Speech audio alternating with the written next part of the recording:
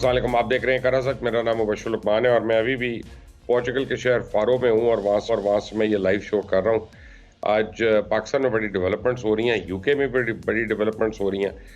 Major retired Adil राजा के मतलब unconfirm खबरें हैं कि उनको गिरफ्तार कर लिया गया है। बरतानवी पुलिस उनको गिरफ्तार किया है पाकिस्तान हुकूमत के खिलाफ और रियासत के खिलाफ लोगों को उकसाने पे।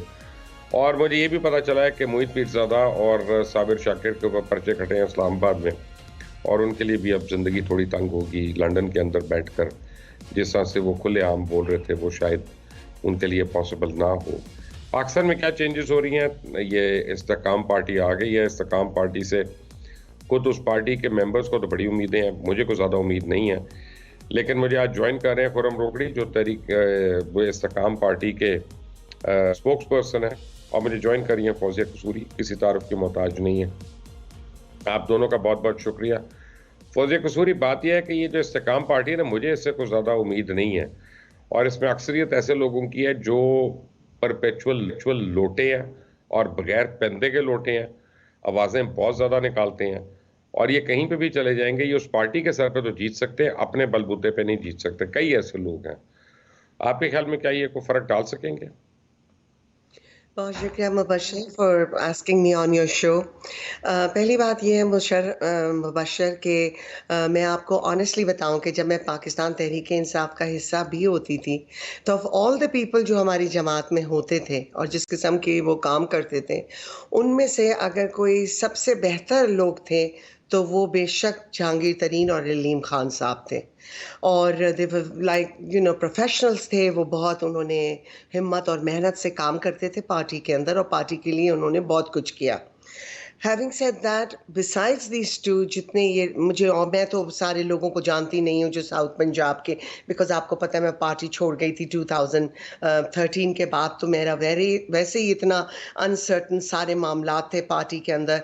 I was not familiar with all the other people, but 2018 में जब मैंने पार्टी छोड़ी है और ये साउथ पंजाब से इतने सारे कुछ जो ट्रेडिशनल इलेक्टेबल्स पार्टी के अंदर आए थे, मैं उनको नहीं जानती थी, तो मुझे नहीं मालूम कि वो कितनी अहलियत रखते हैं या वो क्या आप कोई तब्दीली ऐसी ला सकते हैं जिससे कौम को फ़ायदा हो। But what I do no is के द डिफरेंस ओनली इज़, अभी सेम ओल्ड फेसेस अगर जो कि पहले कभी सामने बोल ना सके, जो कभी पहले स्टैंड नहीं ले सके, जो कभी सच्चाई के लिए खड़े नहीं हो सके, आखिर हम कुछ थे ना जिन्होंने ये काम किया था। मेरा कोई पर्सनल कोई मसला नहीं था, but it was about the ideology of the party. It was about how the workers were being treated in the party. जो इतनी ज्यादतियां हो रही थी उनके ऊपर कुछ लोग आवाज उठाते थे और जो लोग आवाज उठाते हैं ऑब्वियसली आपको पता है वो पसंद नहीं किए जाते। तो अल्लाह बेहतर करे, पार्टी तो ये क्या करेगी मगर खुदा करे कि ये कुछ करें। बट बहरहाल जो भी पाकिस्तान की सियासत में हम उम्मीद कर सकते हैं कि आने वाले दिन अच्छे हों। मैं आपका नाम लेता हूं, जैसे ये जो डब्बू है वो तो अपनी सीट में जमानत जब्त कराएगा। अली जैदी है वो नहीं जीत सकता। इमरान इस्माइल है वो अपनी सीट नहीं जीत सकते। ये तहरीक इंसाफ की सीट थी जो जीती ही थी, बल्कि उनको जितवाई गई थी कराची में। Let me be categorically clear about it. कोई जीते नहीं थे। और दूसरी बात यह है कि इस तरह के और बहुत से लोग हैं जो अपने अपने हलके से जिनका कोई ताल्लुक नहीं है, तो वो आप जो मर्जी विश करें उनके लिए they can't win. No, I agree absolutely. और ये सब वो लोग थे मुबशर जिनको पूरी तरीके से नवाजा, इनको मतलब इनको हमेशा उन्होंने फेवर किया। ये उनके फेवरेट्स थे। आमिर कियानी हुए, इमरान इस्माइल हुए। मैं सख्त अल्फाज इस्तेमाल कर रहा हूँ, बड़ी कता कलामी भी कर रहा हूँ। घटिया पने की आपको मैं बताऊँ, एक आदमी तहरीक इंसाफ का जनरल सेक्रेटरी और वो यहाँ के भी जनरल सेक्रेटरी बन जाए। अब अगर वो अपने गिरबान में झांक के देखे तो उसको कितनी मकरू चीजें नजर आएंगी, लेकिन नहीं, उसको नहीं नजर आ रही। मुबशर, मैं ऑफन ये सोचती हूँ कि ये किस किस्म के लोग हैं जिनको कि अल्लाह की तरफ से है कि हमारी आंख में हया होती है। शर्म इंसान की एक इंटेग्रल पार्ट है उसके कैरेक्टर का। तो ये किस किस्म के लोग हैं। नो वंडर ये सर पकड़े बैठे थे, मुंह झुका रहे थे, क्योंकि हकीकत में अल्लाह मेरे खुदा माफ़ करे गुनाहों को हम सब के। बड़ा बोल नहीं बोलना चाहिए। देखिए मुबशर, अल्लाह की कैसे आके पकड़ होती है कि आप एक्सपोज हो जाते हैं कंप्लीटली। हकीकत ये है कि आप किसी से नजर मिलाने के काबिल नहीं रहते, मगर बस ये तो ढिठाई है इस चीज बातें की। भी मैं समझती हूँ अगर इनको कोई जमात ज्वाइन भी करनी थी तो ये लोग खास तौर पे, क्योंकि दे वर नो बॉडीज और इनको बहुत नवाजा थ्रू आउट, पॉलिटिकल पार्टी के अंदर भी ओहदे दिए और हुकूमत में भी इनको नहीं बहुत कर लेते, लेकिन अय्याशी थोड़ा करवाई है टाइम तो ले उन्होंने। लेते ना। मैयत के दफन होने के बाद स्वयं तक तो टाइम ले हाँ, लेते, 40 तक टाइम ले लेते। थोड़ा इंतजार कर लेते। हाँ। रोकड़ी साहब हमारे साथ हैं। रोकड़ी साहब अस्सलाम वालेकुम। आप स्पोक्स पर्सन हैं इस्तेकाम पार्टी के। हम तबर्रा कर रहे थे आपकी जमात के ऊपर और कुछ लोगों के ऊपर, जमात के ऊपर नहीं। फौजिया कसूरी साहिबा का कहना है कि अलीम खान और जहांगीर तरीन बहुत ही काबिल एहतराम है और उन्होंने बड़ी मेहनत की अपनी सियासत में और पाकिस्तान तहरीक इंसाफ के लिए भी। लेकिन काफ़ी लोग जिन्होंने आपको ज्वाइन किया, मैं समझता हूँ कि उनकी करप्शन जो है, पहले उसके तो उनको फेस करने थे म्यूजिक वगैरह, चाहे वो अली जैदी हो, चाहे फवाद हो, चाहे कोई और हो, जो उन्होंने millions and millions of dollar की करप्शन की है। अब आप लोगों की पार्टी ज्वाइन कर रहे हैं तो इनकी करप्शन माफ हो जाएगी। ये जुल्म इस मुल्क के साथ कब तक होता रहेगा? मुबशर भाई, पहला सवाल ही पता है इतना मुश्किल करके मैं कई अभी यानी I have been facing these question since so 5 6 7 days now. बात यह है कि मैं एक दो दोस्तों के साथ निजी मजलिस में बैठता हूँ, मैं कहता हूँ यार कम से कम मैं अपने आप को तो पेश कर सकता हूँ। लुकमान भाई, आपके आगे मैं खुद को तो पेश कर सकता हूँ ना, को मेरे से भी बात शुरू कर सकता है। मेरी जान, यानी आपसे कोई अगर शिकायत होती है हम आपका नाम ले लेते, आपसे कोई शिकायत ही नहीं है। जी, अब उनका लुकमान भाई, मैं ना वो मैं एक आर्गूमेंट दे रहा हूँ काफ़ी दिनों से, आप उसको थोड़ा सा अगर सुने तो वही आर्गूमेंट लॉजिकल बनता है। 9 मई के बाद, 9 मई से पहले की दुनिया और 9 मई की बाद की दुनिया, आप और हम तो खैर 9 मई का बहुत अरसे से, साल से इस चीज़ को लेके आ रहे थे कि ये किसी ना किसी दिन ये एक बबल बस्ट होना है और ख़तरनाक होना है।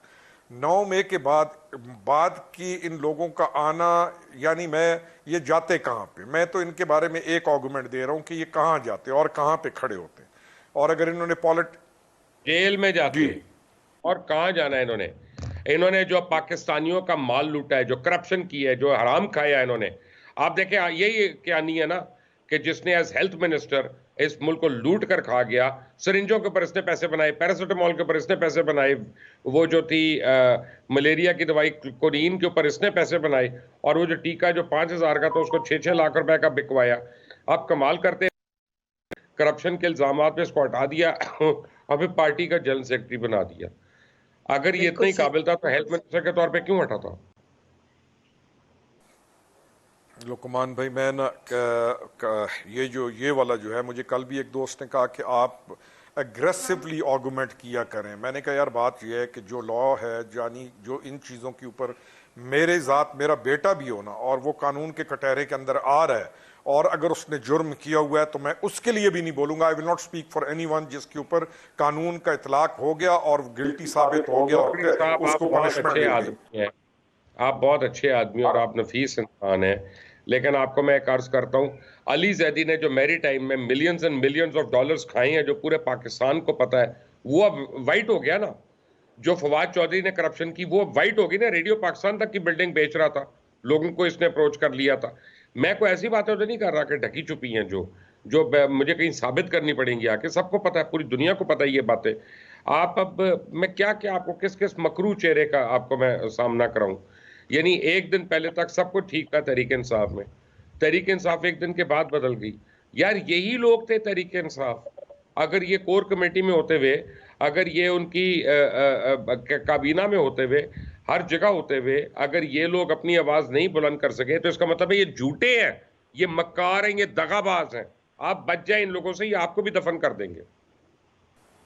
नहीं, मैं तो अपनी चीज़ का, मैंने उनके अंदर रह के भी, आपको पता है कि आवाज़ ना सिर्फ बुलंद की गलत को गलत का, बल्कि हर मौके के ऊपर जाके उसको, वो जो बैठा हुआ है उसको बचाने की भी कोशिश की, और अपनी पार्टी को और अपनी साख को भी हर लिहाज से कोशिश की।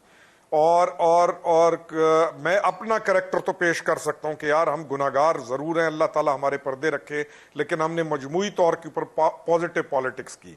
अब दिफा करना इन लोगों का, मैं आई वुड रिक्वेस्ट यू कि इनको खुद भी बुलाकर इनसे पूछिए, क्योंकि जब मैं बैठ नहीं के इनका आएंगे। दिफा करने की मैं आपको कोशिश चैलेंज करता हूं, आप इस्तेकाम पार्टी के चेयरमैन हैं, आप इनको कहें आए हमारे सामने करें, कहें क्या नहीं को आए, मैं उसके कट्टे छट्टे खोलता हूं। कहें आप अली जैदी को, कहें फवाद चौधरी को, और इनमें इतनी फवाद चौधरी तो मेरे से पैसे लेता रहा, मेरी गाड़ी लेता रहा इलेक्शन के दिनों में, और जब गाड़ी मैंने वापस मांगी 4 महीने के बाद तो मेरे खिलाफ हो गया। यार आप इन लोगों की करतूत मुझे बताएंगे?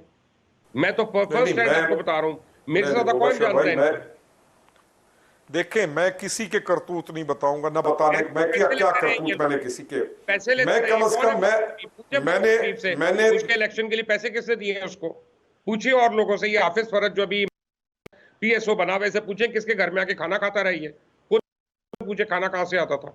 क्या बातें कर रहे हैं यार आप लोग?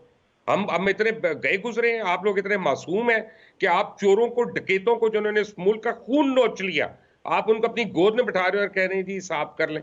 हिसाब तो आप कर रहे हैं, आप एस्टेब्लिशमेंट से उनको माफी दिला रहे हैं, आप कोर्ट से उनको माफी दिला रहे हैं, हिसाब कौन करेगा उनका? मुझे ये बताएं, क्या मैं जा सकता हूं सारे चैनल्स पे, बैठ सकता हूं ना? अगर कोई नहीं बैठ सकता तो मैं क्यों बैठता हूं? आपका तो इशू ही नहीं है, मैं तो आपको पहले कह दिया, आपकी बहुत इज्जत है, आपकी बहुत रिस्पेक्ट है। तो मुबशर भाई, मैं और अभी अपने से अलावा क्या और क्या कर सकता हूं, आप बताइएगा। मैं ये समझता हूं यानी हम इस क्राइसिस, यकीन करें, मैं अभी अभी अभी मैं बैठा हुआ था शौकत पिराचा साहब के शो पे, हम क्यों इज्जत कर रहे और हैं जहांगीर तरीन की? मैं और आपको इस एक एग्जांपल दे पर देता हूं। पता जब है क्या, इस तहरीक इंसाफ अपने जोर पे थी और उसका उरूज था, इन्होंने उस वक्त उसको छोड़ा और उसके सामने खड़े हुए बुरे भी बने, लोगों ने इनको बुरा भी कहा, लोगों ने इनको समझाया, लेकिन उन्होंने असूल की बात की। तो मैं अलीम खान की और जहांगीर तरीन की हमेशा इज्जत करूंगा, मैं ओन चौधरी की इज्जत करूंगा, मैं राजा रियाज साहब की इज्जत करूंगा, मैं नूरुल्लाह साहब की इज्जत करूंगा। इन लोगों की जो काबिल इज्जत हैं, जो काबिल एहतराम हैं, हम उनसे एग्री करें डिसएग्री करें, हम उनकी इज्जत करने पे मजबूर हैं। रोकड़ी साहब, मिक्स एंड मैच तो लुकमान भाई चले गए इस मुल्क के अंदर। काश कि हम इस स्टेज के ऊपर आ जाएं और काश हमारे लोग भी इस चीज को समझने लग जाएं कि हमें कुछ मेयार को तय करना पड़ेगा। एटलीस्ट आप बोल रहे हैं, मैं आपके बोलने को ना नेगेट कर सकता हूं, ना उसके आगे कौन सा मैं आर्गुमेंट ऐसा देने की कोशिश करूं जिसपे मैं खुद को कमजोर, अपने कैरेक्टर को कमजोर साबित करते हुए आर्गुमेंट दूं, क्यों दूं? यानी मुझे किसी ने कहा आप डिफेंसिव पोजीशन बनती है, मैंने कहा ये डिफेंसिव नहीं है, मेरा अपना एक करैक्टर है, मेरा अपना एक कुछ किरदार अपनी आंखों के अंदर भी है।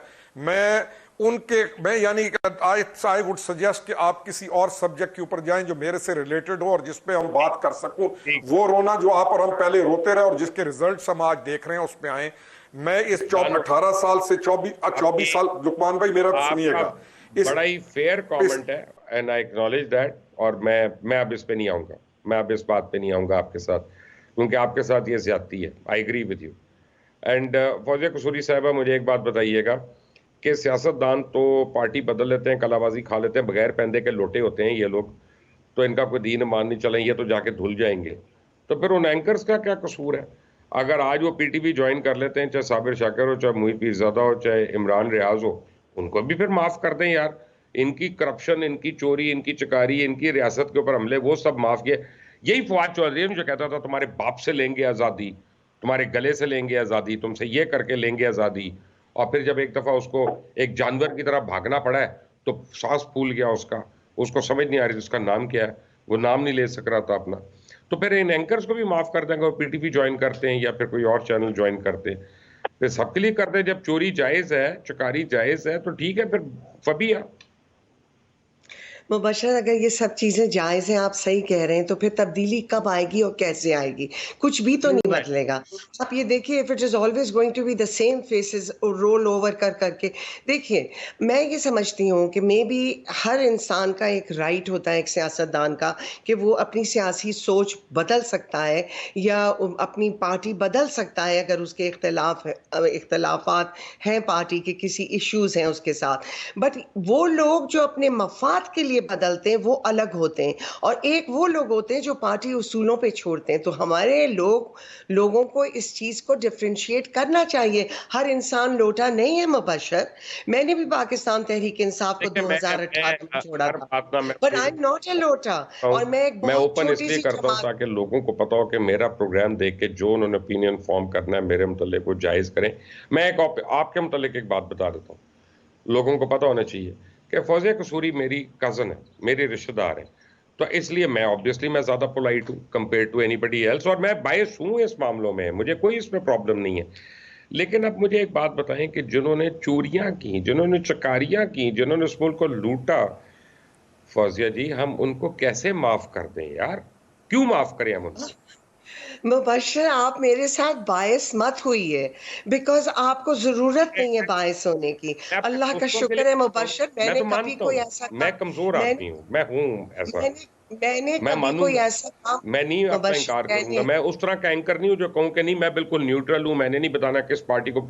मैं बताऊंगा मैं किस पार्टी को वोट डाल रहा हूं, ताकि लोगों को पता हो मेरी चॉइसेस क्या हैं। अच्छा, मैं नहीं देखिए झूठ बोल मुबशर, मैं 22 साल तक पाकिस्तान तहरीक-ए-इंसाफ के साथ थी और इसकी बानी मेंबर हूँ। ये जमात मैंने भी बनाई है, ये अकेले किसी का नहीं था, इसमें बहुत से लोग शामिल थे, उनमें से मैं भी एक थी। मुझे कभी पार्टी के अंदर कोई ऐसा फैंटास्टिक, कभी हमें तो पार्टी ने 2 पैसे नहीं दिए अपने, हालाँकि हम फंड रेज़िंग में भी हेल्प करते थे, हमारी पार्टी ने कोई हेल्प नहीं की है। हम तो खुद अपने जुनून में, अपने जज़्बात के साथ पाकिस्तान की मदद के लिए। और मैंने जिस वक़्त पाकिस्तान तहरीक-ए-इंसाफ को छोड़ा है, पाकिस्तान तहरीक-ए-इंसाफ पावर में आने वाली थी। वज़ीर-ए-आज़म बनने वाले थे 3 महीने में। मैंने 3 महीने पहले छोड़ा इस पार्टी को बिकॉज़ मेरे उसूल थे और अल्लाह का शुक्र है, मैं बहुत ग्रेटफुल हूँ अल्लाह को कि उसने मुझे इतनी करेज दी। It was not easy for me. मैंने अपनी ज़िंदगी के एक्सपीरियंस से ये सीखा है मुबशर कि ये जो सियासी जमातें, ये एक तरीके का ये भी एक माफ़िया है। ये एक नेटवर्किंग का क्लब है, जिसके अंदर लोग अल्लाह माफ़ करे, जिनके गुनाह बहुत होते हैं या जो कुछ छुपाना भी चाहते हैं, वो लोग इनमें शामिल होते हैं, ताकि इनको वो कवर मिल जाए, वो एक लेवरेज मिल जाए कि इनको कोई छू ना सके, इनकी बिज़नेसेस पे क्वेश्चंस ना हो, इनकी करप्शंस पे क्वेश्चन ना हो। मगर बहुत से लोग नज़रियाती भी होते हैं, हम उन नज़रियातियों में से थे। मैंने कोई गुनाह नहीं किया, मैंने तहरीक इंसाफ को उसूलों पे छोड़ा जब वो पार्टी पावर में आने वाली थी। मैंने उससे पहले छोड़ा है, मैंने इनसे कुछ गेन नहीं किया है, मुझे तहरीक इंसाफ ने कुछ नहीं दिया है। मैंने पाकिस्तान की खातिर जो मैं कर सकती थी मैंने किया, अल्लाह का शुक्र है। तो वी हैव टू डिफरेंशिएट। मैं कभी अपने को लोटा नहीं समझती। अगर मुझे ये सब चीजें करनी होती तो मैं उस वक्त किसी बड़ी सियासी जमात में जाती, मुस्लिम नहीं, लीग को ज्वाइन करती या लेकिन मैं पीपल्स बताता पार्टी हूँ, को करती, जहां से मुझे कुछ पार्टी मिल सकता था। पार्टी पार्टी को चेंज करना जो होता है ना, मैं आपको एक अर्ज करूं, वो लोटाइज्म नहीं होता। पार्टी को चेंज करके अपने नजरियात ना चेंज करना, अपने करतूत ना चेंज करना, वो लोटाइज्म है। एब्सोल्युटली, ठीक है बिल्कुल। ना? मोहम्मद और अली ये जिन्ना लोग ने भी हैं पार्टी चेंज की ज्यादातर। थी, पहले कांग्रेस में थे, फिर मुस्लिम लीग में आ गए थे। लेकिन उन्होंने अपने असूलों के लिए चेंज किया, उन्होंने एक आइडियल के लिए चेंज किया, और फिर ही स्टक टू इट, और लोगों ने देखा कि उन्होंने सारा सेक्रीफाइस किया, उन्होंने कोई करप्शन नहीं की, कोई उन्होंने फायदा नहीं उठाया, ना माली ना दूसरा। तो फिर हम उनकी इज्जत करने पे मजबूर हैं। इसी तरह आपकी भी, इसी तरह और लोगों की भी। लेकिन अब फर्क मैं आपको एक बात बताता हूँ यार, ये कितने बेशरम लोग हैं फौजिया बीबी, कि जिन्होंने 8 दिन नहीं वेट किया। आई नो, 8 दिन इट्स रियली मैयत का तो शॉकिंग। वेट करते हैं इंसान, कफन उतारने इट का इज तो वेट कर शॉकिंग। लेते हैं कि यार वो मैला हो गया नो, होगा। ये तहरीक इस्तेकाम या जो भी इस्तेकाम इनका नाम है, इनकी इतनी डेस्परेशन क्या थी कि इन्होंने उनको पार्टी के ओहदे दिए। भाई ओहदे भी ना दो, उनको कम से कम अगर आपने पार्टी में ले लिया है तो आप उन्हें ले लें। मतलब वो क्या ऐड कर सकते हैं वैल्यू, मुझे नहीं मालूम, ये तो पार्टी के जो करता धरता है वो ही बता सकते हैं। Because it leave such a bad taste in one's mouth.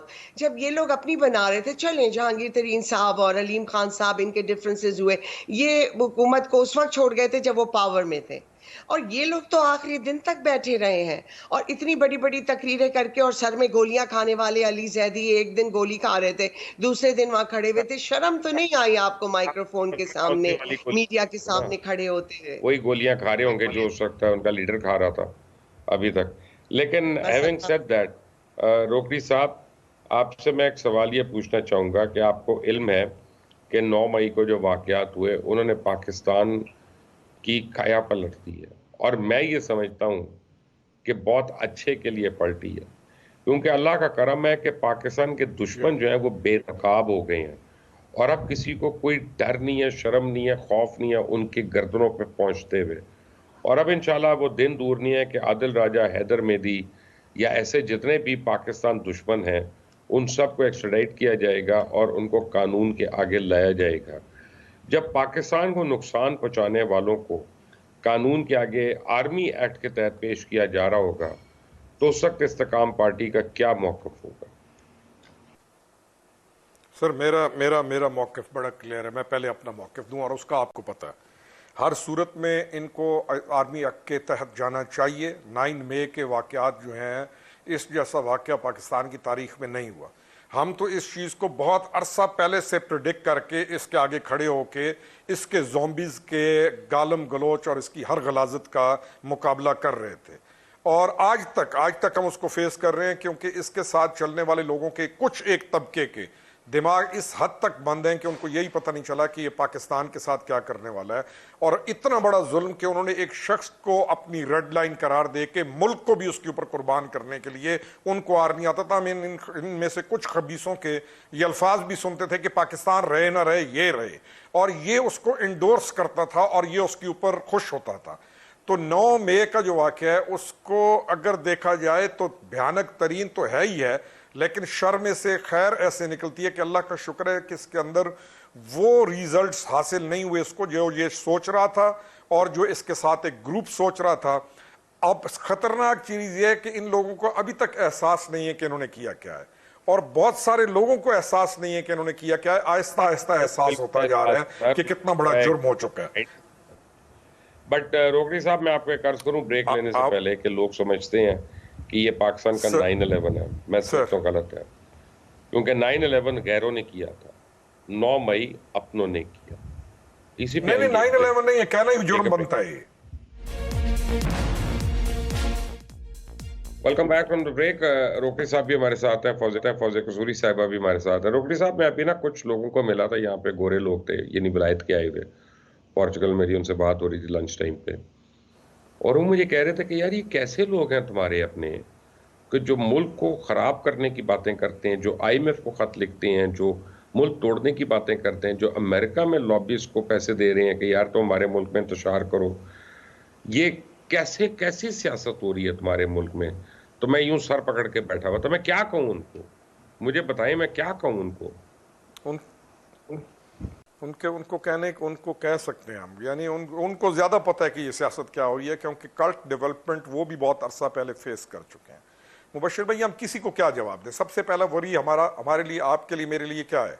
मेरे लिए इस वक्त वरी पता है क्या है? मैं जब जाता हूँ अपने इलाके में या दाएं बाएं या इधर उधर, वो 18 साल से लेके 22 साल का बच्चा जो इस वक्त उस कैफियत का शिकार है, इसके वायरस का, जिसको कोई होश नहीं है, कि किसी को कोई होश नहीं है कि इसने कल शादी करनी है, इसने कल अगले 10-15 साल मुल्क इसके हवाले होना है, और वो पूरी की पूरी जनरेशन जाया हो चुकी है और हो रही है। नए बच्चे हैं, उनको हमने क्या जवाब देना है? हम खुद को क्या जवाब देंगे कि इन बच्चों के साथ हम क्या कर चुके हैं और वो क्या कर चुके हैं इनके साथ। और सबसे बड़ा जुल्म उसने क्या किया कि ये सब कुछ करने के बाद उससे एक गोरा पूछता है कि क्या पाकिस्तान, तो तुम अपने बच्चों को मिलना चाहते हो? तो वो कहते हैं पाकिस्तान मेरे बच्चों के लिए सेफ नहीं है।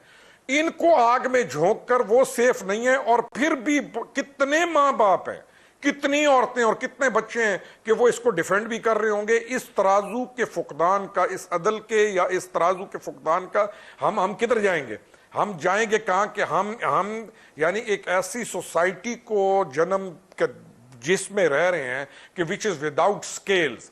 कोई भी मुआशरा जब स्केल्स उसमें ना हो, उसमें तराजू ना हो, उसके अंदर अच्छाई बुराई तोलने के पैमाने ना हो, उसको ये ना पता हो अहलियत काबिलियत और इनकी मेरिट की जब पैमाने ना हो, तो क्या होगा?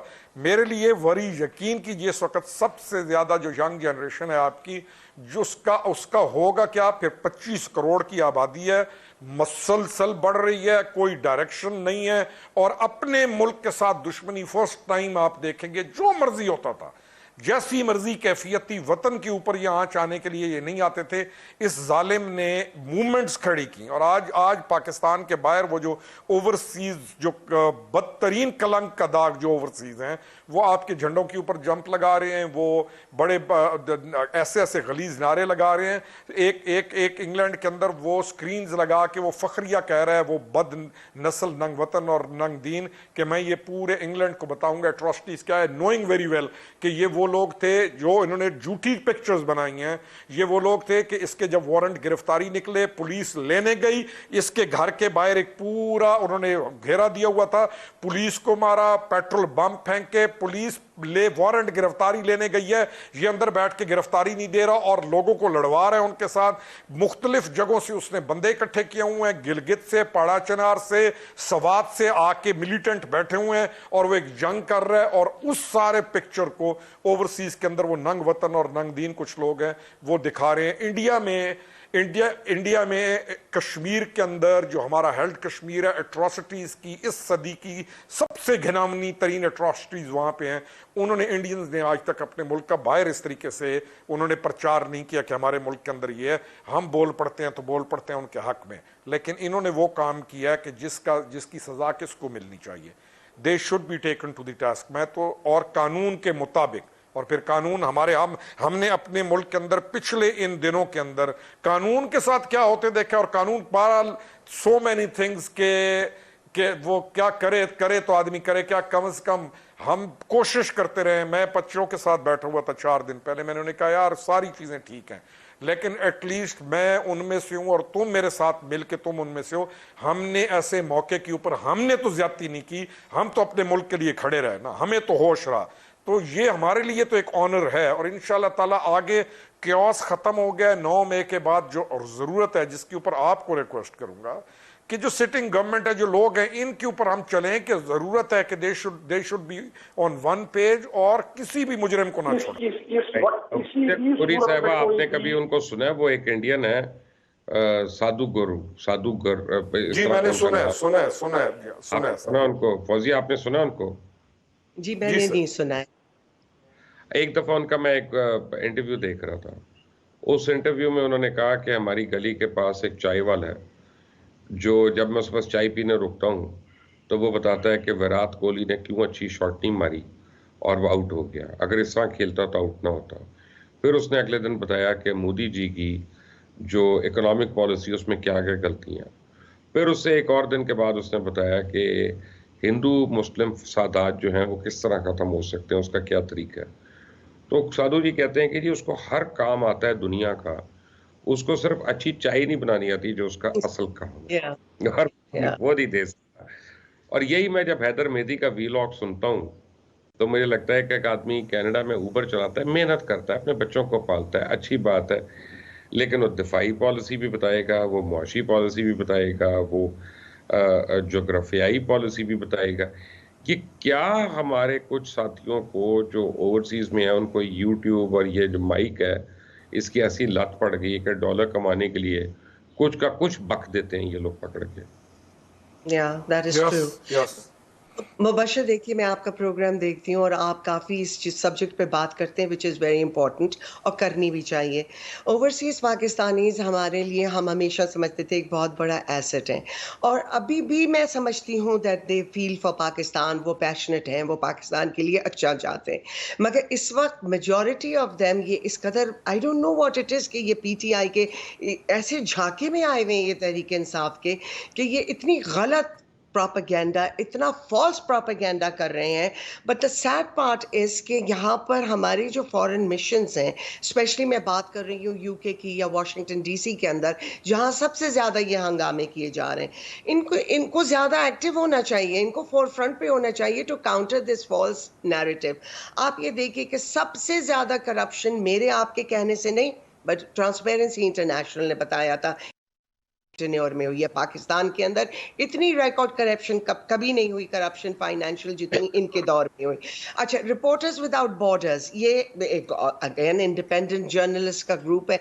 इन्होंने रिपोर्ट किया है कि 2000 बल्कि 23, यानी हम 2023 में हैं, कि इस दफ़ा पाकिस्तान का जो वो इंडेक्स है प्रेस फ्रीडम का, वो 7 पॉइंट्स बल्कि हमने गेन किए हैं। Out of 157 out of 180 we are now at 150। तो जो भी इंडिकेटर्स हैं वो बेहतर इंप्रूवमेंट शो कर रहे हैं from what it has been in the past. मगर उसको कोई बताने वाला, व्हाट वायलेशंस, जुर्म अगर पाकिस्तान में आप करेंगे, देखें किसी भी मुल्क के लिए, किसी भी एक आज़ाद मुल्क के लिए, इंडिपेंडेंट कंट्री के लिए, उसकी सॉवरेनिटी के लिए 3 सबसे इंपॉर्टेंट चीज़ें, उसका फ्लैग होता है, उस मुल्क का आइन होता है और उस मुल्क के हेरिटेज जो बिल्डिंग्स होती हैं, जो उनके ऐसे सिंबल्स होते हैं उनकी आज़ादी के या उनकी कुर्बानियों के कि किस तरह उन्हें आज़ादी, और वो हमारी फौज की दी हुई कुर्बानियां हैं। मैं थोड़ी जाके जंग लड़ी थी मैदान के अंदर, इमरान खान थोड़ी मैदान के अंदर जंग लड़ रहे थे। ये तो फौज हमारे शहीद हो रहे थे, हमारे सोल्जर्स ओवर द इयर्स, हमारे फौजी जो बेचारे बॉर्डर्स के ऊपर खड़े होकर पाकिस्तान की डिफेंस करते हैं। इस जमात ने एक प्लान तरीके से, प्लान आई से because it did not happen overnight. ये सुबह उठ के इनको ख्वाब नहीं आया था रात को कि ये लोग जाके के एकदम स्टॉर्म कर देंगे इन जगहों को। ये प्रॉपरली 1-1.5 साल से जितना के दिमागों में गोला है, खासकर नौजवानों के। और मैं उन औरतों को भी कहती हूँ, भाई आप लोग माओ, आप लोग बेटियों, कुछ अपनी डिग्निटी के बारे में सोचिए। आपका क्या काम है कि आप लोग गुंडागर्दी के अंदर हिस्सा बनते हैं? भाई मैं भी विमेन विंग की सदर थी, हमने बहुत गलियां छानी है पाकिस्तान की, जगह जगह हम गए हैं पैगाम लेके इंसाफ का, मगर कोई गुंडागर्दी करने थोड़ी जाते थे। तो ये जो हुलिगनिज्म है, ये जो गैंगस्टर्स नजर आ रहे हैं, प्लीज मुबशर आप इस चीज को कहिए। किस चीज की ये सहाफत है जी? मैं जानती हूँ कि यहाँ पर बैठे हुए हैं वो जो भी शाहबाज गिल, जिस तरीके का उनका हुलिया हो रहा था, जिस तरह वो रो रहे थे और यहाँ के खड़े होके माइक्रोफोन के आगे झंडे हिला ला के ये लोग बातें करते हैं झूठ और सच, इतना गुनाह का काम। वो जो भी यहाँ पर मोहित पीरजादा बैठे, ये तो पाकिस्तान तहरीक इंसाफ के पास इतना बेइंतहा पैसा है जो कि अकाउंटेड फॉर नहीं है, जो कि जिसके ऊपर केसेस चले इनके ऊपर। भाई पहले ये हिसाब नहीं है। यहाँ पर क्या है मुबशर, आपको भी मुझसे ज्यादा बेहतर पता है। यहाँ के जो पब्लिक रिप्रेजेंटेटिव्स हैं, आप उनको $5-10 हज़ार डॉलर में बुलाइए कप ऑफ टी के ऊपर, आप उनको कुछ कहिए, वो आपके लिए एक स्टेटमेंट दे देंगे, दैट्स ऑल। क्या वो यहाँ अपने मुल्क में ये बर्दाश्त करेंगे? ये जो पाकिस्तान के अंदर काम हुआ है, ये यहाँ करके ये ओवरसीज पाकिस्तानीज दिखाएं, जाएं जाके यहाँ जलाएं, किसी तंसीबात पे जाएं, लोगों के घरों पे अटैक करें, फिर देखें कि कानून इनके साथ किस तरह निपटता है। बिल्कुल मुझे बहुत खुशी है कि सख्ती के साथ इस चीज का मुकाबला होना चाहिए, and the state and the establishment, हमारी जो भी हुकूमतें हैं, इनको बहुत विद अ फर्म हैंड इस चीज को हैंडल करना चाहिए। This should never have happened to begin with। अगर इतनी इनको लीवे ना दी होती, इनको फ्रीडम ही तो थी बकवास करने की। But Mubashar, freedom does not mean कि आपके पास लाइसेंस है कि आप लोगों को जलील करें, आपके पास लाइसेंस है कि आप अपने फौज के और अपने दूसरे इदारों को आप बर्बाद कर दें और उनके ऊपर आप इल्जामात और तोहमात लगाएं जिनका आपके पास कोई प्रूफ नहीं है। क्या शर्म नहीं आई इमरान खान को? मुझे कहते हुए इतना दुख होता है ये इमरान खान के लिए कि कल वो साइन तक करके आ गए जब वो जुडिशल कमीशन के अंदर गए हैं कि उनके पास कोई प्रूफ नहीं था उनके इल्जामात का। इतनी लूज टॉक, और इनको लोग लीडर माने। अल्लाह करे कि हमारी कौम थोड़ा सा कुछ जागे, जो उनके ऊपर जादू हुआ वाई के क्या।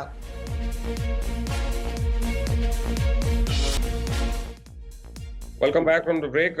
रोकरी साहब, मैं आपको बशीर, एक और चीज आई वुड लाइक, एक मिनट में आपको खबर दे दूं पहले। मेरे पास अभी ब्रेकिंग न्यूज आई है कि आदिल राजा को अभी बरतानवी पुलिस ने रिहा कर दिया, लेकिन उनको अंडर नोटिस रखा है और उनका मोबाइल वगैरह अपने कब्जे में रखा है ताकि वो उससे ना ट्वीट कर सके ना कोई कम्युनिकेट कर सके।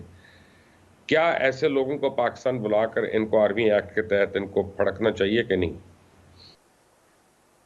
100% मुबशर भाई, क्यों नहीं? मुझे आप बताएं कि उसने कसर क्या छोड़ी है? उसने जुल्म में उसने क्या कसर छोड़ी है? ये जो मैदी है, ये जो शहबाज गिल जैसा एक खबीस है यहाँ पे, यानी पहले तो शहबाज गिल गया क्यों यहाँ से? बहरहाल बहुत सारी चीजें जिन पे दिल कुड़ता है और कुड़ता रहेगा, लेकिन इनको क्यों नहीं बुलाना चाहिए? जो फौजिया बहन बात कर रही थी उसके अंदर मैं एक एडिशन करूंगा। मुल्क, रियासत, रियासती इदारे, रियासत अहम होती है। हम इस चीज़ को कितना अरसा से पीट रहे हैं और गालियां खा रहे हैं इस कहने पे कि हम कह रहे हैं रियासत अहम है और एक तबका कह रहा है कि एक शख्स अहम है, चाहे रियासत को भी उड़ा के रख दे। असल इशू हमारा मजमूई तौर पे एटीट्यूड ऑफ द पीपल है, जो हमारा एटीट्यूड है। और हम गुनाह मतलब हम जुर्म पर इतने जरी हो गए हैं और हम जुर्म को इतना मक्खी की तरह उड़ा देते हैं कि अशराफिया से लेके नीचे तक everybody is so bold on this कि उनको पता है कि मैं कोई जुर्म भी कर सकता हूं और मुझे कोई पूछने वाला नहीं है और मैं कर सकता हूं और मैं कह सकता हूं।